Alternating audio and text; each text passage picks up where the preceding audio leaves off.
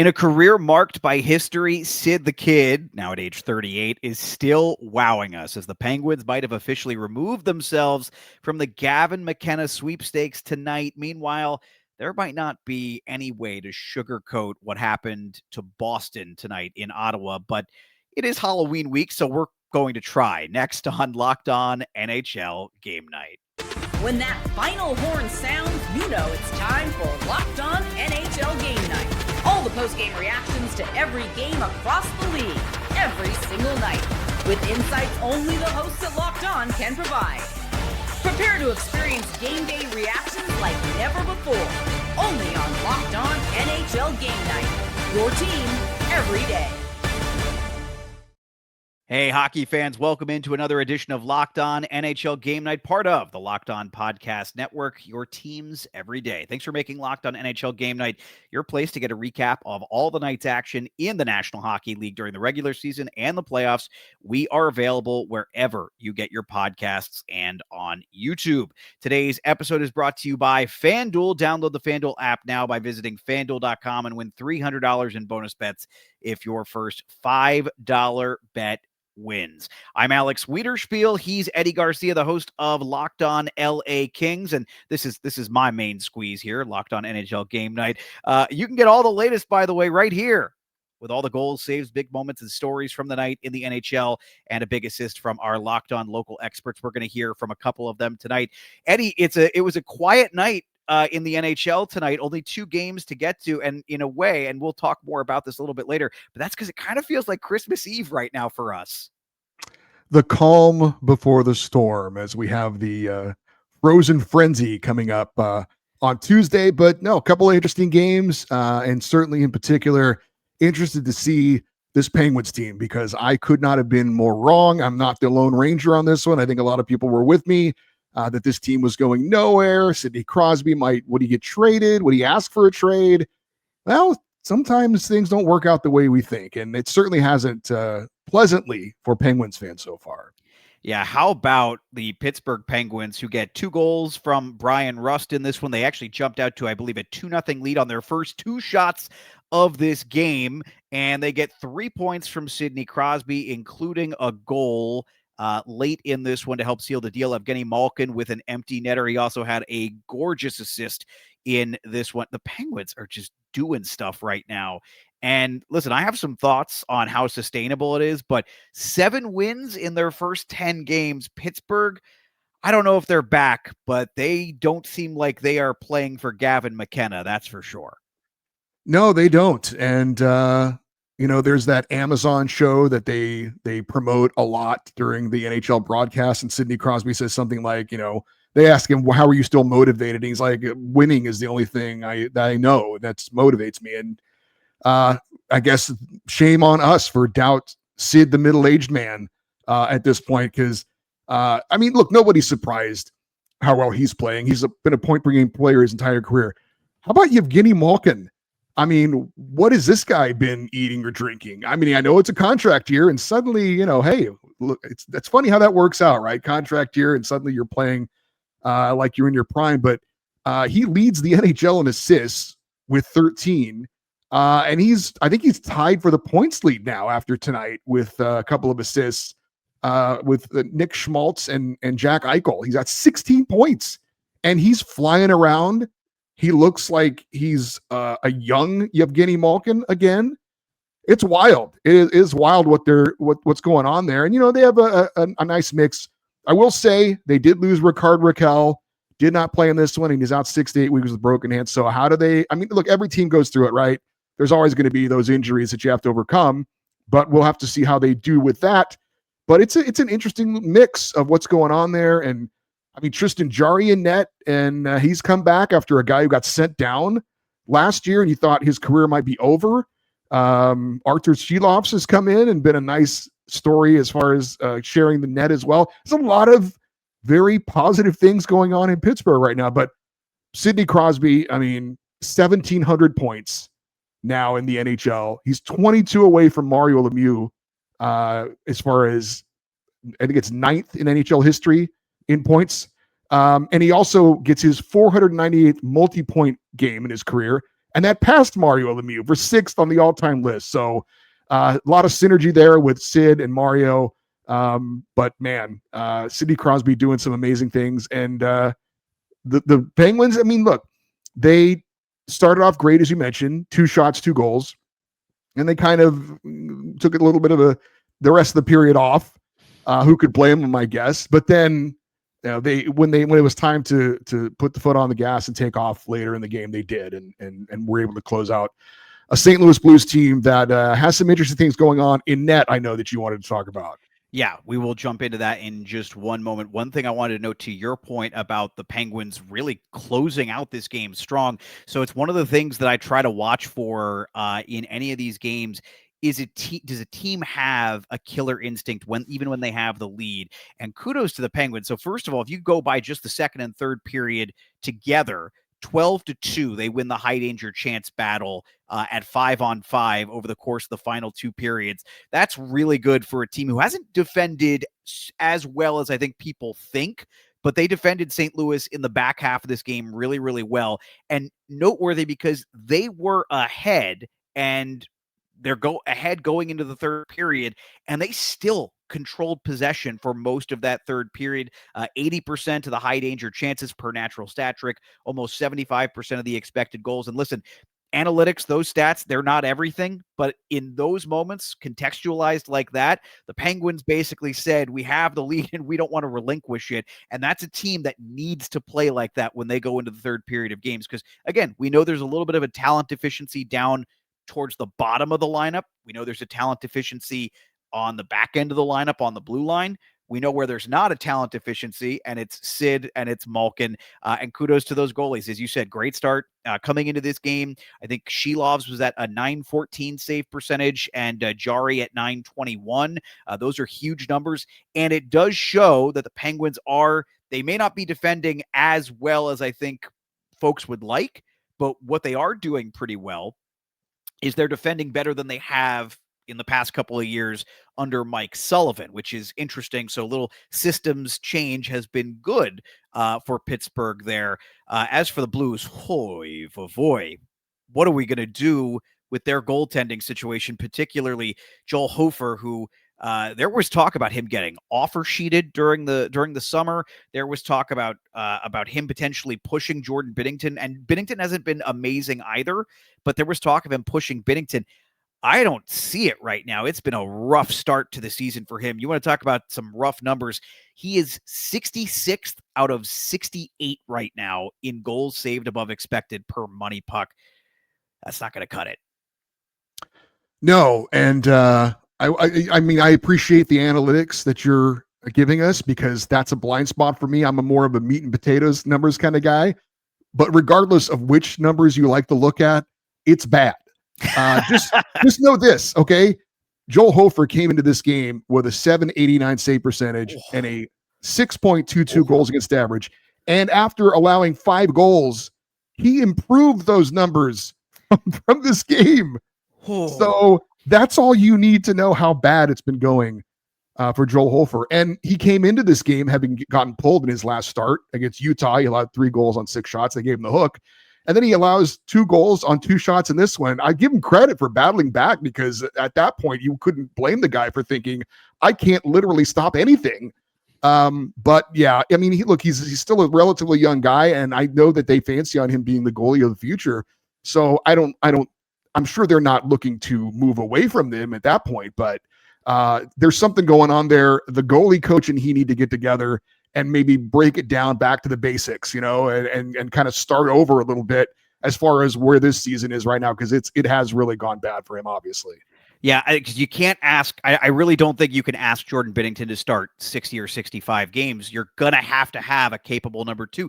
This is a Blues team that I think, for very reasonable reasons, when you look at their offseason moves, when you look at the roster as a whole, when you look at who the coach is, they absolutely should have playoff aspirations. They added 2 really good bottom 6 forwards in the summer in Puisutter, who has become an excellent penalty killer and an excellent third-line center and can even pitch in on the power play as well. And they added Nick Bjugstad, and to a team that was already reasonably deep at center.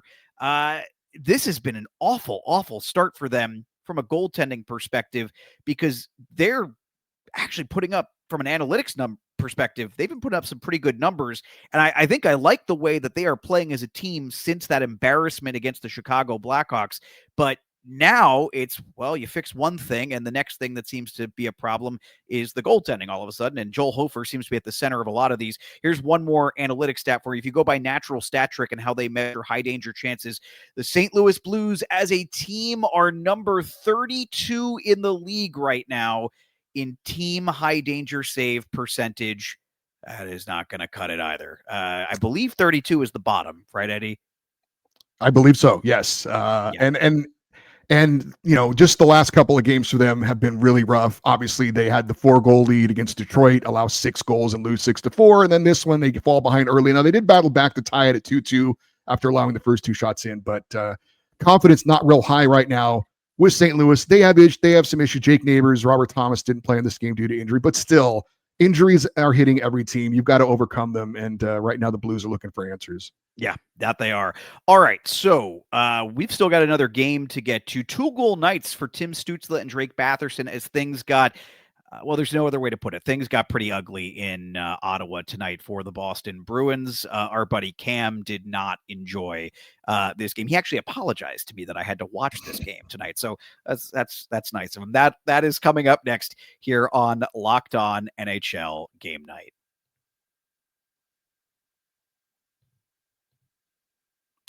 But first, we are going to take a look at one of our sponsors here. I'm playing around here with the screen and can't get it right. That's all right. We've got it now. Let's be honest, folks. Most of us can't name all of our financial accounts. I know that I can't, let alone what they're worth. Between 401k savings and investments, it is easy to lose track, and that can mean leaving money on the table, which you should not do. That's why I started using Monarch, an all-in-one personal finance tool that helps bring your entire financial life together in one clean, easy-to-use interface on your laptop or on your phone. I love that I can review everything with my partner. She helps me so much on this because I do not want to do any of this. And she is the primary, let's call her the play driver when it comes to our budget using Monarch. We can see our shared goals. We can make better financial decisions together. Monarch's visual dashboards and smart tools make it so much easier to understand where my money is going and how to make it work harder for me. In our case, for us, don't let financial opportunity slip through the cracks. Use code LOCKEDONNHL at monarch.com for 50% off your first year. That's monarch.com, code LOCKEDONNHL for half off your first year. All right, Alex Wiederspiel, Eddie Garcia here as Locked On NHL Game Night continues on, and we're going to get to game number 2 of 2 tonight. And game 1 was ugly in a way, although at least St. Louis showed some signs of life in the ugliness. I don't know how much signs of life we're seeing right now among the Boston Bruins. Now losers of 7 of their last 8 games after starting 3-0-0. They fall 7-2 tonight. And in a lot of ways, I think that score almost does the Boston Bruins some favors. Again, 2 goals each for Tim Stutzle and Drake Batherson. Drake Batherson's second goal of the night off of a gorgeous forecheck for Ottawa, where they won a battle where there were 4 Bruins there and only 2 Senators. Can't have, you want to talk about meat and potatoes, right, Eddie? On the forecheck, as far as I'm aware, 4 is more than 2, and Boston still let Ottawa win that battle. And that was kind of an indication of exactly how this game was going to go for the Bruins. Falling behind 3-1 at that point, Ottawa did not look back. No, you're right. That was the film that head coach Marco Sturm that's the only thing he's going to need to show in film study tomorrow is, what is this? What are we doing? We're standing around watching a guy sitting in front of our goalie putting in a rebound. I mean, that's completely unacceptable. They were down in this one 3-1, 13 seconds into the third period. They take a penalty. Tim Stutzle scores his first of 2 power play goals, and they basically quit after that. And it's one thing to lose, and this is obviously universal for any sport. It's one thing to lose. It's one thing to play poorly. It's another thing to basically check out. And I thought a lot of Boston Bruins did that. And you got a brand new head coach. And as you mentioned, after a nice start, they've been struggling. that this is where you draw the line in the sand and you say, we're not doing this. Okay. We may lose. We're not standing around and watching people put pucks in our own net and just basically mailing it in for an entire period. So that's the big picture for the Boston Bruins right now. You just cannot have that happen. For Ottawa, I mean, clearly, last 2 games, they've scored 7 goals.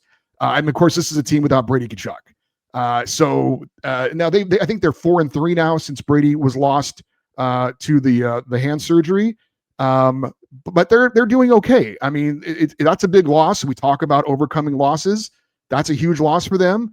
But clearly, the offense is doing well. And to me, if you watch this game, there were a couple of nice shots, but I mean, redirects and putting in rebounds, and we're talking about putting in rebounds that are in the crease. We're talking about a redirect right in front of the crease. These are go to the net, get shots on net, basic hockey things that are universal. And I thought, there weren't a lot of highlight goals for Ottawa in this one, but when you score 7 goals, and a lot of them are those kind of hardworking blue collar goals, that's just outworking your opponent, and that's a great sign for the Senators. The analytics do back that up, by the way, that the Senators pretty much owned the high danger areas where the goals are scored.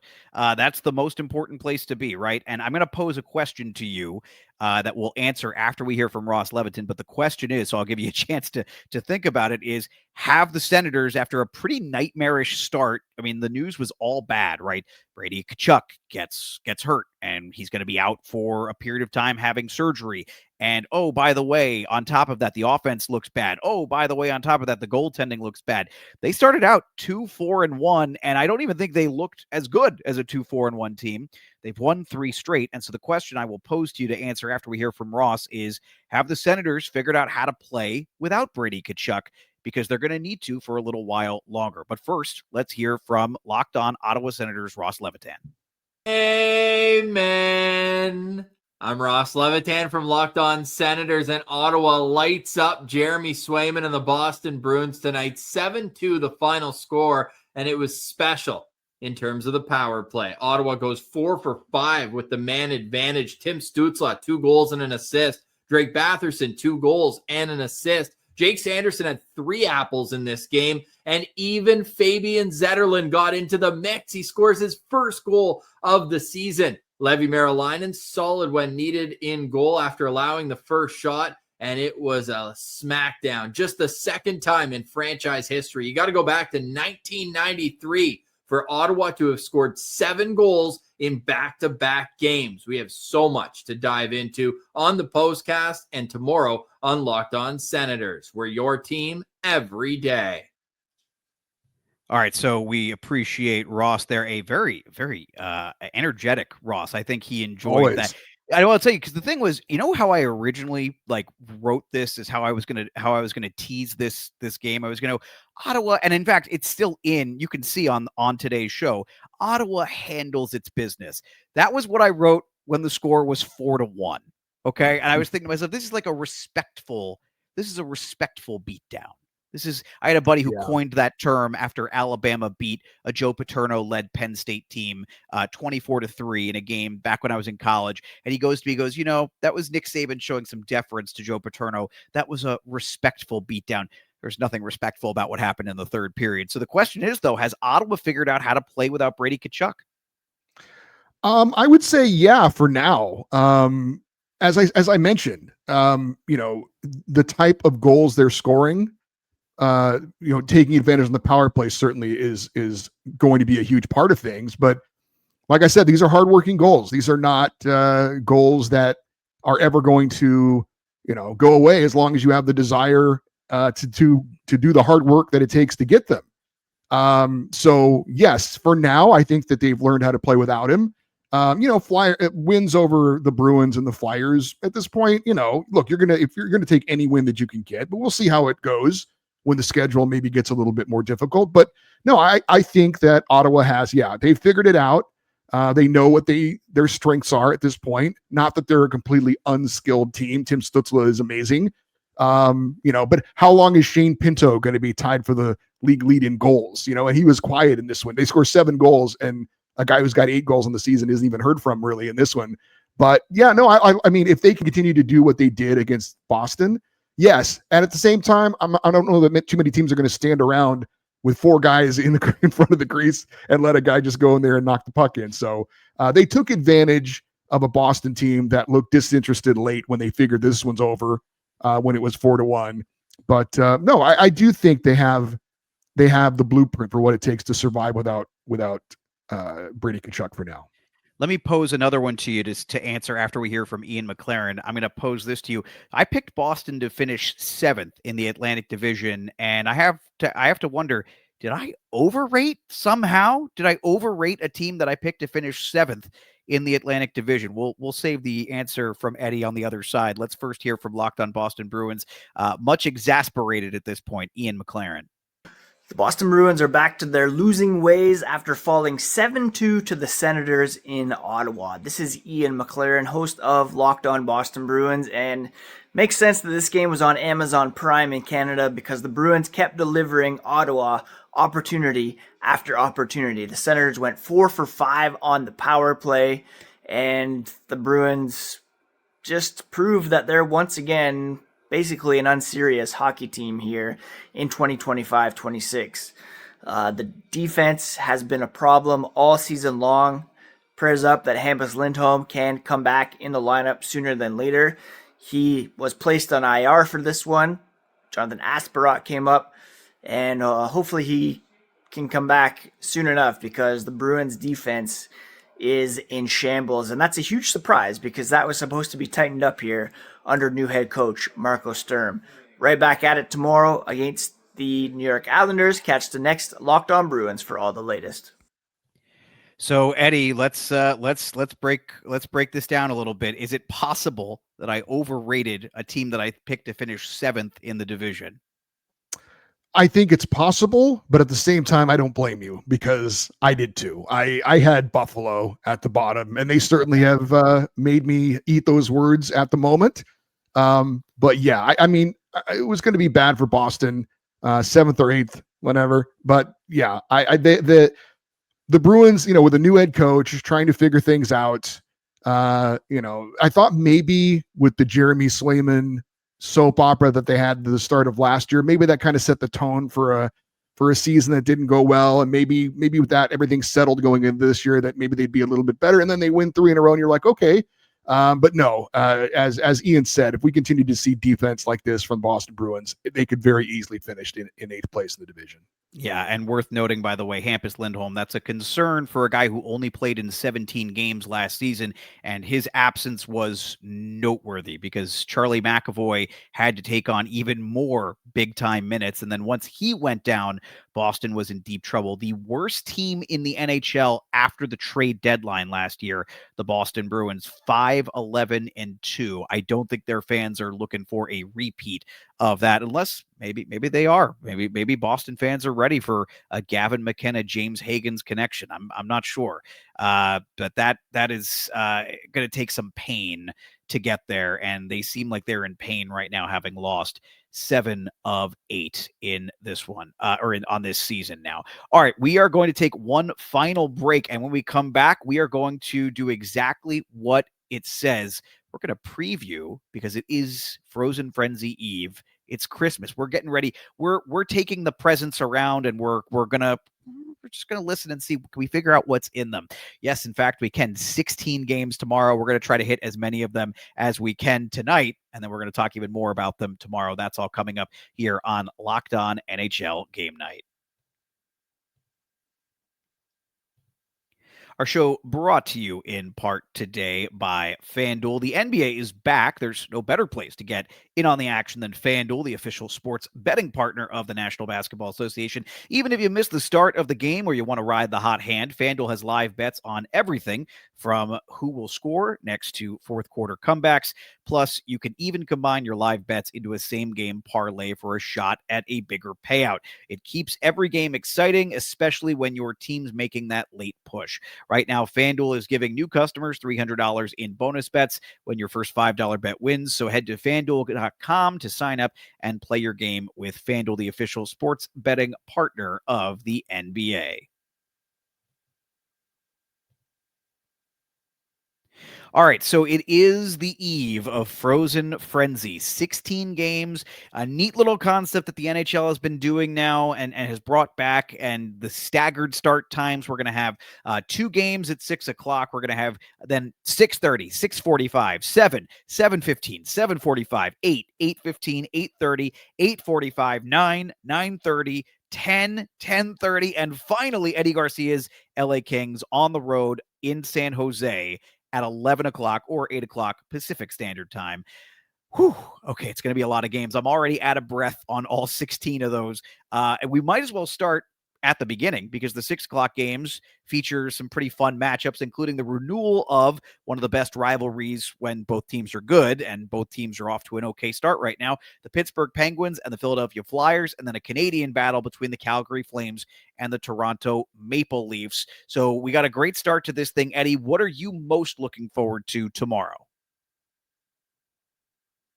I would say probably the highlight game for me is a rematch of a game that we talked about on Sunday, and that would be the Avalanche hosting the Devils. That was a great game in New Jersey. Obviously, the Devils riding that 8-game winning streak. Now, though, they have to take it on the road. They'll go mile high to take on Nathan McKinnon and Cale Makar and company. So that would probably be the one game that I would certainly circle as far as checking out. You've also got Hurricanes Golden Knights is a nice little matchup. Vegas is struggling a little bit offensively. Not sure what the reason is. Obviously, they do have some issues going on in net with Aiden Hill going to be out for a while. I stumbled across this. I don't know if you saw this, Alex, but obviously Carolina is looking great. They started off 5-0. They're 6-2 on the season. Have you seen what their team power play percentage is so far on the year? I have not. 6.9%. Oh no. I mean, if they get the power play figured out, gee, I wonder if they'll be even better. But I mean, how have they been so good with a power play that has been completely inept at this point? I was blown away that they are at the dead last in the NHL, and it's not even close. So when you're below 10% on the power play, that's what are we doing here? But I still think that's going to be a very, very fun matchup as well. Have you seen, by the way, how many points Andrei Svechnikov has in 8 games? That might explain why the power play is not performing. Yeah, he's been dropped down to the 4th line, I believe, for Carolina in that one. Big goose egg for same as me and you. He's done the same as me and you. Yeah. Yes. He's getting paid a little better than us, though, to perform. Stars Capitals, not too bad there. Will this be the game? Alexander Ovechkin gets number 900. The Stars certainly were a team picked by me and many others to do some pretty big things so far, but they're still trying to kind of figure it out. We'll see how they do on home ice as the Great 8 comes to town. How about you? Any games that stand up for you? Well, I hope I get to watch more of it. We get not a rematch. I'm sorry. We get Edmonton and Utah, 2 of the most exciting players in the game right now in Logan Cooley and Connor McDavid. And listen, Logan Cooley is not on McDavid's level yet, and maybe he'll never get there. But the way he's playing right now, he is appointment television. And then, of course, I will definitely be watching the Rangers because I am a masochist. I'll be watching the Rangers in Vancouver as JT Miller returns to Vancouver for the first time. And listen, I'm very interested to see what kind of welcome he gets back because he was beloved there. But I do think a lot of Vancouver fans are kind of annoyed that he couldn't figure it out with Elias Pettersson. That they broke up like the Beatles, and I think Vancouver fans feel like we had a good thing going here. Yeah, that's a good call. I had forgotten about him returning to Vancouver. That'll be very interesting to see because perhaps like that rift maybe divided the locker room last year. I wonder how it divided the fan base as well, because I'm sure there were people that were on both sides of it. I think probably for the most part, though, most fans were like, hey, guys, figure it out. I don't really care to pick a side. I just want you guys to be professional and coexist for the betterment of the group, right? That's kind of hockey culture, right? It's all about we. It's not about me. But in this case, it was, and it was so bad they felt like they had to get rid of one of these players who's now the captain of another team. I mean, think about that. You trade away a guy, and they're like, "Yeah, that's our captain. We're gonna put the C on his chest." So, very interesting. Yeah, I will be curious to see how they do receive JT Miller in Vancouver. they need a little guide from the Locked On team. We are with the Locked On NHL crew. And if you want complete coverage, because we are of your favorite NHL team, there is a Locked On NHL team podcast and YouTube show for you, because we have one for every NHL team, though we are still working on the Calgary Flames. That will be accomplished soon. This show, Locked On NHL Game Night, is here for you each and every night of the regular season and playoffs, wrapping up the night in the NHL. It's going to be a busy one tomorrow. Don't forget to like and subscribe to this show. If you are watching on YouTube, we want to see your thoughts on tonight's games in the comments section. Do you think Sidney Crosby is still got it? We hope you think that. Let us know. That will do it for this episode of Locked On NHL Game Night. He's Eddie Garcia. I'm Alex Wiederspiel. Thanks for listening and for watching Locked On NHL Game Night, part of the Locked On Podcast Network, your teams every day.